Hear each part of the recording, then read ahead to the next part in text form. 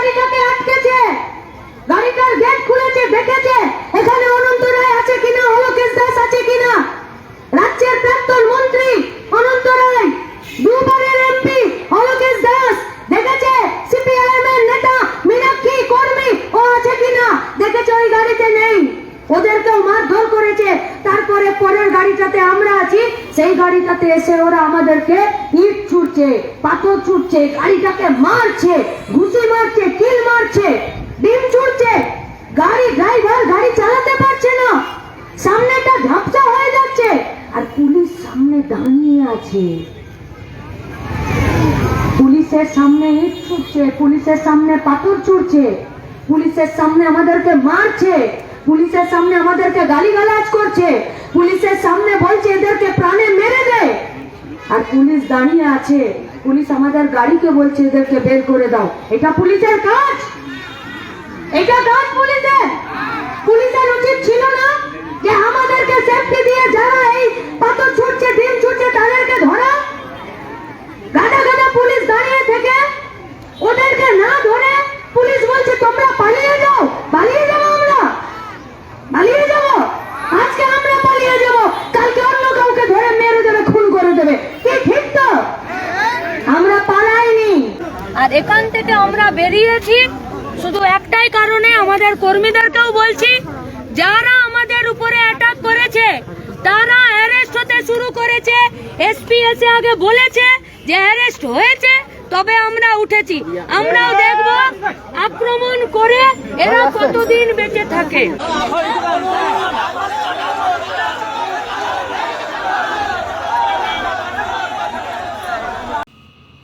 Slow মোশনে আপনারা দেখতে পাচ্ছেন কিভাবে জনতার রোষের মুখে পড়ে পলায়ন করছেন, পিটটান দিচ্ছেন ঋতব্রত বন্দ্যোপাধ্যায়, বিরোধী দলনেতা।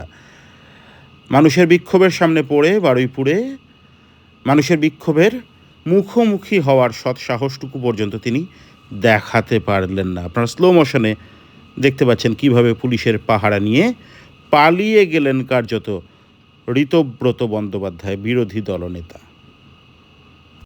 এবারেও ডিম ছোড়া হলো, প্রতিক্রিয়া হলো ভিন্ন। আপনারা মেইনস্ট্রিম মিডিয়ায় সারাদিন ধরে দেখেছেন হয়তো, খুব ছোট স্ক্রিন টাইম, খুব সামান্য স্ক্রিন টাইম পেয়েছে।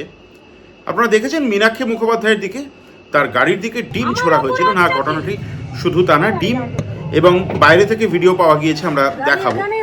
পাথর ছোড়া এবং মীনাক্ষী মুখোপাধ্যায়ের গাড়ি যখন সেখান থেকে বেরিয়ে যাচ্ছে পুলিশের উপস্থিতিতে, তখন সেই গাড়িকে একদল মব তারা পিছন থেকে এইভাবে টেনে রাখার চেষ্টা করেছে। নমস্কার, আমি কবির। হারলেন ঋতব্রত বন্দ্যোপাধ্যায়, সায়নী ঘোষরা, জিতলেন মীনাক্ষী মুখার্জি। রাজনীতিতে জয় পরাজয় মানে শুধু ভোটে জেতা বা ভোটে হারা নয়। রাজনীতি একটি ৩৬৫ দিনের ধারাবাহিক অর্গানিক প্রসেস, এটি ধারাবাহিক প্রক্রিয়া। একদিনের স্টান্টবাজি, একদিনের গিমিকবাজি দিয়ে রাজনীতিতে দীর্ঘস্থায়ী সাফল্য আসে না। দীর্ঘ ১৫ বছর ধরে কোনো ধরনের কোনো পাওয়ার স্ট্রাকচারের ধারে কাছে না থেকে সিপিআইএম কিন্তু বিরোধিতা রাজনীতি করে আসছে। কিন্তু ঋতব্রত বন্দ্যোপাধ্যায় তো চিরকাল সরকারকে সাথে নিয়ে রাজনীতি করেছেন। বামফ্রন্টের সময় তিনি সিপিআইএম সাংসদ ছিলেন, সিপিআইএমের নেতা ছিলেন, এসএফআইয়ের সর্বভারতীয় সাধারণ সম্পাদক ছিলেন, তারপরে তৃণমূলে গেলেন। আইএনটিটিইউসির কোনো দিন শ্রমিক আন্দোলন করার অভিজ্ঞতা তাঁর আছে বলে আমি অন্তত জানি না। অত্যন্ত সুবক্তা, পড়াশোনা আছে ভদ্রলোকের, কিন্তু তিনি কোনোদিন শ্রমিক আন্দোলন করেছেন বলে আমার অন্তত জানা নেই। ঋতব্রত বন্দ্যোপাধ্যায় হয়ে গেলেন আইএনটিটিইউসির রাজ্য সভাপতি, এবং এখন বিজেপি তার দল হারতেই, তৃণমূল হারতেই তিনি প্রায় বিজেপির বি টিম। একথা জনমানসের প্রতিভাত আমার নতুন করে বলার অপেক্ষা রাখে না। যে কথা বলছিলাম, আপনার মেইনস্ট্রিম মিডিয়ায় দেখেছেন মীনাক্ষী মুখোপাধ্যায়ের গাড়ির দিকে ডিম ছোড়া হয়েছে, তাকে হেনস্থা করা হয়েছে, কিন্তু মীনাক্ষী মুখোপাধ্যায় নড়েননি। তিনি বলেছিলেন যে প্রত্যেকে গ্রেফতার না হওয়া পর্যন্ত তিনি জায়গা ছাড়বেন না। বিকেলবেলা এসপির সঙ্গে, সুপারিনটেন্ডেন্ট অফ পুলিশ কোচবিহারের সঙ্গে কথা বলার পরে তিনি জানিয়েছেন যে প্রত্যেককে অ্যারেস্ট করা হয়েছে এবং অ্যারেস্ট করার প্রক্রিয়া চলছে। তারপরে তারা সেখান থেকে বেরিয়ে আসে। যারা আমাদের উপরে অ্যাটাক করেছে তারা অ্যারেস্ট হতে শুরু করেছে। এসপি এসে আগে বলেছে যে অ্যারেস্ট হয়েছে, তবে আমরা উঠেছি। মন্টু মিয়া একজন সিপিআইএম কর্মী, শীতলকুচিতে তাকে তার অস্বাভাবিক মৃত্যুর পরে তার বাড়িতে দেখা করতে যাচ্ছিলেন। সেখানে একদল মব, অসভ্য মানুষ তারা কোন দল, কোন মত, কি রাজনীতি আমি জানি না। এবং এ প্রসঙ্গে বলে রাখা ভালো, হাইকোর্ট এবং মাননীয় মুখ্যমন্ত্রী শুভেন্দু অধিকারী, বিজেপির রাজ্য সভাপতি শ্রমিক ভট্টাচার্য, তারা বারবার করে এই ডিমের ওপরে, এই ডেমোক্রেসির ওপরে নিয়ন্ত্রণ আনার চেষ্টা করার পরেও কেন বারবার ব্যর্থ হচ্ছেন আমি জানি না। তাহলে কি তাদের নিয়ন্ত্রণ নেই তাদের দলের কর্মী সমর্থকদের ওপর, নাকি এটা আইওয়াশ চলছে আমি জানি না। কিন্তু তৃণমূল নেতাদেরকে যখন ডিম ছোড়া হচ্ছে, তারা যখন চোরের মতো কার্যত পালিয়ে যাচ্ছেন, বিজেপি ভেবেছিল যে হয়তো, বা বিজেপি আমি যদি নাও বলি সাধারণ মানুষ, কারণ শুভেন্দু অধিকারী তো বলছেন তারা বিজেপি না, আমি ধরে নিলাম যে এই ঘটনা সাধারণ মানুষ ঘটাচ্ছে। পুলিশ কী করছিল? শুভেন্দু অধিকারী মাননীয় মুখ্যমন্ত্রী যখন পুলিশকে বারবার করে বলছেন আইনের শাসন, সেক্ষেত্রে পুলিশের কী ভূমিকা ছিল আমি জানতে চাইব। আপনাদের কাছেও আমার প্রশ্ন থাকবে, আপনারা পুলিশের ভূমিকা নিয়ে কী ভাবছেন? প্রশ্নটা মীনাক্ষী মুখার্জি নাকি মহুয়া মৈত্র নাকি আমি নাকি আপনি, সেটা না, আইনকে এইভাবে হাতে তুলে নেওয়ার প্রবণতা যদি তৈরি হয় তাহলে। এবং একটা কথা, বিজেপি তো আজীবন সরকারে থাকবে না।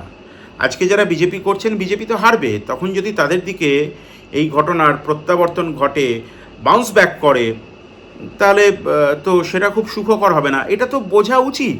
অনেক দিন তো হলো এই বর্বরতা। যারা যদি সত্যি কেউ অপরাধ করে থাকেন, অনেকে অপরাধ করেছেন, তৃণমূল নেতাদের চুরির খতিয়ান খুলতে গেলে একটা মহাকাব্য লেখা হয়ে যেতে পারে, আমার প্রতিবেদন দীর্ঘ হবে, তাদেরকে আইনের আওতায় এনে শাস্তি দেওয়া হোক। কিন্তু প্রশ্নটা হচ্ছে যেটা, যে কোনোভাবে আইনকে এই হাতে তুলে নেওয়ার যে প্রবণতা চলছে, সেটা যদি বন্ধ না হয় তাহলে কিন্তু অত্যন্ত বিপজ্জনক একটা পরিস্থিতি তৈরি অপেক্ষা করে আছে। মীনাক্ষী মুখোপাধ্যায় তিনি কিন্তু বিপুল জনস্রোতে ভেসে গিয়ে সমাবেশ করলেন, কৃষক সভার সমাবেশ করলেন। ডিম এবারেও ছড়া হলো, প্রতিক্রিয়া হলো ভিন্ন। তিনি পালিয়ে গেলেন না, তিনি বুক চিতিয়ে চোখে চোখ রেখে লড়াই করলেন এবং অ্যারেস্ট করিয়ে সেখান থেকে সরে এলেন। এটাই হচ্ছে ঋতব্রত বন্দ্যোপাধ্যায়দের সঙ্গে মীনাক্ষী মুখোপাধ্যায়দের রাজনীতির পার্থক্য। গণতন্ত্রে বিরোধিতার একটি অত্যন্ত গুরুত্বপূর্ণ জায়গা রয়েছে। সঠিক বিরোধীকে আপনি বিচার করবেন। সঙ্গে থাকুন। যারা প্রথমবার এই চ্যানেলে আসেন তারা চ্যানেলটি অবশ্যই সাবস্ক্রাইব করবেন। আগামীকাল আমার চ্যানেলে একটি অত্যন্ত গুরুত্বপূর্ণ এবং ইন্টারেস্টিং পডকাস্ট বা সাক্ষাৎকার, আপনারা যাই বলুন, আসতে চলেছে। চ্যানেলটি সাবস্ক্রাইব করে সঙ্গে থাকুন। নমস্কার। কেন ছুড়বে? কেন ছুড়বে? কেন আগে বলতে হবে কেন ছুড়েছে। পুলিশের চোখের সামনে পুলিশ দাঁড়িয়ে দেখলো গোটা ঘটনাটা, পুলিশ গোটা ঘটনাটা হতে দিল, কেন আক্রমণ হলো? আপনি কি করে জানলেন ডিম ছুঁড়েছে? ইট পাথর, গাড়ির গেট খুলে কর্মীদের গায়ে হাত, আর একটু হলে আমাদেরকে নামিয়ে মারতো, ধরতো, পিটতো। কেন? কিসের জন্যে? আমার কমরেড একজন খুন হয়েছে, আমার এক ভাই, আমার এক দাদা খুন হয়েছে, আমি তার ওই অনাথ বাচ্চা মেয়েটার সঙ্গে দেখা করতে গেছি, এটা আমার পাপ, এটা আমার অন্যায়, এটা আমার অপরাধ। একজন পরিযায়ী শ্রমিক, সে 3 তলা বিল্ডিং থেকে কাজ করতে গিয়ে মারা গেছে, অ্যাক্সিডেন্ট হয়ে পড়ে গিয়ে দুর্ঘটনায়। এক দল যারা এলাকায় সন্ত্রাস করছে তারা আমাদেরকে মারবে। কেন মারবে? আমাকে শরীরের শক্তি দিয়ে তাদের সঙ্গে লড়ে বেঁচে জিতে ফিরতে হবে, আর পুলিশ দাঁড়িয়ে থাকবে? যে আক্রমণ করবে তাকে ধরবে না, যে আক্রান্ত হবে আমাকে মারবে, পুলিশ বলবে যে আপনি পালিয়ে যান। পুলিশকে জিজ্ঞেস করুক এসপি যে কেন আপনি এনাকে পালিয়ে যেতে বলেছেন, কেন ওদেরকে ধরেননি। এটা পুলিশ চলছে। সন্তানারা মা বাবার সামনে তার উঠোনে একটা বার দাঁড়াতে যাওয়া, এটা আমার অপরাধ।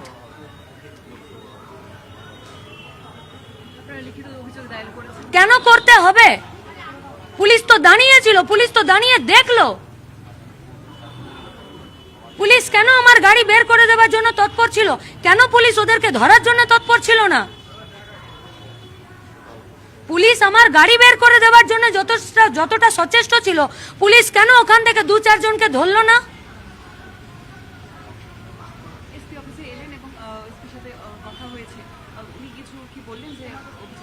ওনাকে আমাকে বলতে হবে কেন? ওনার থানা থেকে কোনো কমপ্লেন আসেনি? এক্স মিনিস্টার অনন্ত রায়, এক্স এমএলএ, আমাদের পার্টির নেতা অলোকেশ দাস, আমাদের পার্টি কর্মীরা, আমি, শীতলকুচি থানা জানে না ওইখানে কি ঘটনা ঘটলো? আমাকে সে এসপি কে বলতে হবে লিখিত? তাহলে শীতলকুচি থানা কিছু জানাবে না? আমরাও চাই এই পশ্চিমবঙ্গে লুট, দুর্নীতি, চুরি, খুন, ধর্ষণে যারা যুক্ত ছিল বিগত সরকারের নেতা, মন্ত্রী, আমলা, পুলিশ, তাদের শাস্তি হোক, তারা জেল খাটুক, চরম শাস্তি হোক, কিন্তু আইনে শাস্তি হবে তো। তাহলে আক্রমণ চোর, গুন্ডা, বদমাশরা নয়, আক্রমণের শিকার আমরা, যারা পরিযায়ী শ্রমিকের পাশে দাঁড়াবে, যারা খুন হয়ে যাওয়া পার্টি কর্মীদের বাড়িতে যাবে। কেন, কিসের জন্য আক্রমণ হলো? আমি তো পুলিশের কাছে এই জবাব চাই যে কেন আক্রমণ হলো, কি আমার অপরাধ কি? বিধানসভায় দাঁড়িয়ে, নবান্নে দাঁড়িয়ে পশ্চিমবঙ্গের রাজ্য সরকার বলবে আইনের শাসন। কি আইনের শাসন এটা? মন্ত্রীরা বলবে যে হ্যাঁ চলবে ডিম থেরাপি, মন্ত্রীরা বলবে এটা ডেমোক্রেসি। আবার কোন মন্ত্রী এক ধাপ এগিয়ে বলবে যে ডিম না, এবারে ইট চলবে, আর তারপরে আজকে আমার গাড়িতে ইট পড়বে। কি অপরাধ, কি অন্যায়? আমি তো পুলিশের যা ডিউটি, পুলিশ সেই ডিউটি পালন করুক, এইটা বলতে চাইছি। 11:15টার ঘটনা, কটা বাজে এখন? কটা বাজছে? বলুন, জোরে বলুন, কটা বাজে? শীতলকুচি থেকে এসপি অফিস আসতে 1 ঘন্টা সময় লাগছে। 11:15টার ঘটনা, 2:30 বাজছে, 3 ঘন্টা। গোটা রাজ্যের সমস্ত মিডিয়া দেখাচ্ছে, সোশ্যাল মিডিয়া ছেয়ে গেছে। শীতলকুচি থানা নিজে দেখেছে, সিসি ক্যামেরা আছে, ওখানে সমস্ত মিডিয়া ছিল, পোর্টাল ছিল, এসে লিখিত দিয়েছি। আমাকে এখানে বসে থাকতে কেন হবে? কেন অ্যারেস্ট হবে না? কেন বসে থাকতে হবে? কেন? এটাকে আইনের শাসন বলে? কেন নেবে না পুলিশ পদক্ষেপ? পুলিশ কেন পদক্ষেপ নেবে না আগে সেইটা বলতে হবে। কি অন্যায় আমাদের, কি অপরাধ করেছি আমি?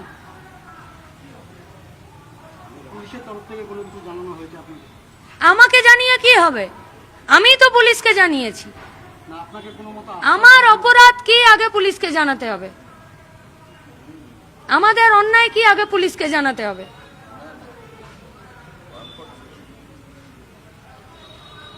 কি অপরাধ আমাদের?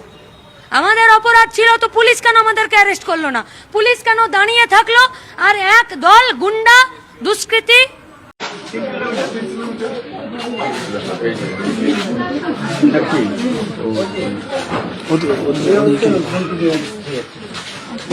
উঠানে আসেন তো, তাহলে সুবিধা হচ্ছে। নিচে আপনি পাঠিয়ে যান।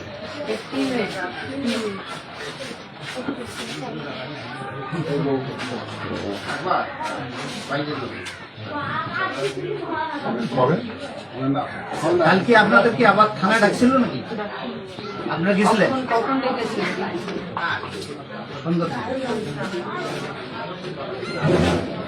কালকে কি বললো পরে আপনাদের?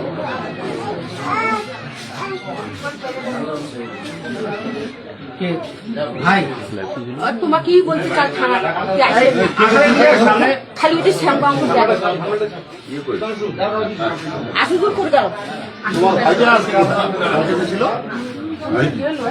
ছিল কখন করলেন?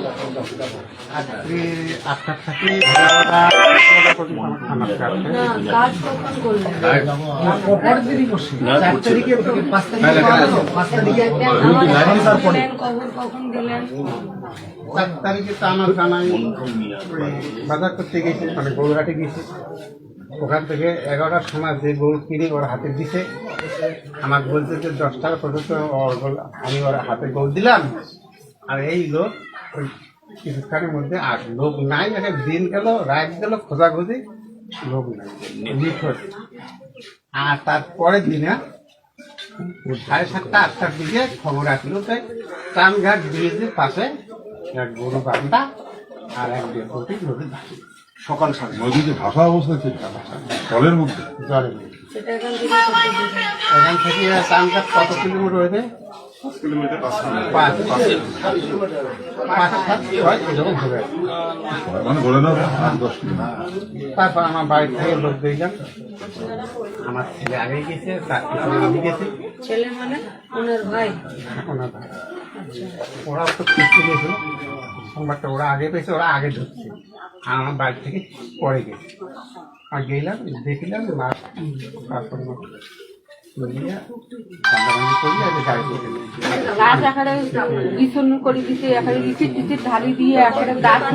পুলিশকে জানিয়েছিলেন? 4 তারিখে ঘটনা। হাঁটতে গেলে পরের দিনকে আমরা সকালবেলা পঞ্চায়েতের বাড়ি গেলাম যে আমার জামাইবাবু কালকে 10টার থেকে নিখোঁজ, এটা কি করা যায়? থানা একটা ডায়েরি দিতে হবে, মেশিন ডায়েরি। তার জন্য রেডি বেড়ে এসে আমি যাই, পঞ্চায়েত বলছি। এর মধ্যে খবর ওখান থেকে চলে একটা ডেড বডি অমুক জায়গায় ভাসিয়েছে টাঙ্গার ব্রিজের পাশে। তারপরে ওখান থেকে সরাসরি আমার জামাইয়ের নাম ভাই চলে আসলো, মন্ত্রী নিয়ে ওখানে তারপর আপনারাই গেলেন? হ্যাঁ গেলাম। ডেড বডি আপনারাই তুলে নিয়ে এলেন? মাথা থেকে লোক আসছিল, আবার আসছিল, ও তো এখনকার পায় না, ফুলি ঢুকেছে। ওরা সহযোগিতা করলো, আমি সহযোগিতা করছি। পুলিশও ছিল সামনে, পুলিশ সামনে ছিল দাঁড়িয়ে। আর ওই 3 জন মিলিয়ে একটু সাদাসাদি করে গায়ে পুলিশের থানার বড়বাবু ছোটবাবু ছিল। বড়বাবু ছোটবাবু ওখানেই ছিলেন? বড়বাবু তো জানি না, 2-4 হাজার ছিল। সে ছিল। আর ডেড বডি তুললেন আপনারা? হ্যাঁ, আমার তুলে দিতে গাড়ি। তারপরে তো মাথা মারা ডেড বডি নিয়ে মাথা মারা দিলাম, আসিলাম। পোস্টমর্টম যখন তখন ছিলেন ওখানে? হ্যাঁ, ওখানে ছিলাম। কোথায় ছিলেন? ওই পোস্টমর্টমের পাশে। পোস্টমর্টম তো মাথা ভাঙা না। মাথা ভাঙাইছিলাম। পোস্টমর্টমের পাশে মানে ভিতরে ঘরেই ছিলেন যেখানে? না না, বাইরে দুর্গন্ধ হয়েছিল না, বন্ধ হয়েছিল না, আমরা পাশে আসি। ডাক্তারবাবু আসিল, ওই আমাদের কাছে ওখানে কিছু নুবজে বাড়ি নিল, নিয়ে ওটা চলে গেল। তারপরে নেতরে দা কাজ করিয়া আমার ওই যখন করছিল না তখন আপনারা ভেতরে করছিলেন? না স্যার, সব পুরো গন্ধ ছিল না। আমি ওখানে বাবা তো থাকতে পারিনি, আমি ছিলাম। যা বোঝার ঠিক ওখানে কেউ ছিল না? না, ওরা 2-4 জন ঘুমায়। ওরাই করেছে, আপনারা ছিলেন না? পাশেই ছিলাম। হয়েছিলেন কিন্তু আপনি দেখেননি? দেখানো যায় একটু দূরে, কিন্তু ওরা 4 জন ছিল ওখানে, 4 জন ঘিরে নেওয়া ছিল, আর একটু মানে ফাঁকা করে আমরা ছিলাম। আমাদেরকে সামনে রাখতে দিল না, আমি ছিলাম সাথে। পরে আমাকে বললো তো এখানে সরে থাকো, তোমরা গেলে দেখতে পারবে না, ভয়টা। যদি তোমরা যদি দেখতে পারো তাহলে থাকো, আর যদি দেখতে না পারো তো সাইডে থাকাটা ভালো, নাহলে পরবর্তীতে একটু কিছু হয়ে গেলে পরে তো বিরক্তি হয়ে যাবে, তো একটু সাইডে থাকাটাই ভালো। পরে ওরা ছিল 4 জন, 4 জনের পরে পোস্টমর্টম করেছিল। ওই যে আমার জামাইবাবু এখানে আমি ওর বাবা কত স্বপ্ন দেখতে করি, মা তোকে আমি 100 টাকা রোজগার করি, তোকে লেখাপড়া দিয়ে তোকে মানুষ করবো, আমাকে দিয়ে একটা আপনারা সেই ঘরে আসুন। বাকিদেরকে একটু বলুন বাইরে আসুন। ওই ঘরে ঢুকো, ওইটা ঘর দেওয়া যায়। ওই ঘরে যাও, ওই ঘরে যাও। এই ঘরে?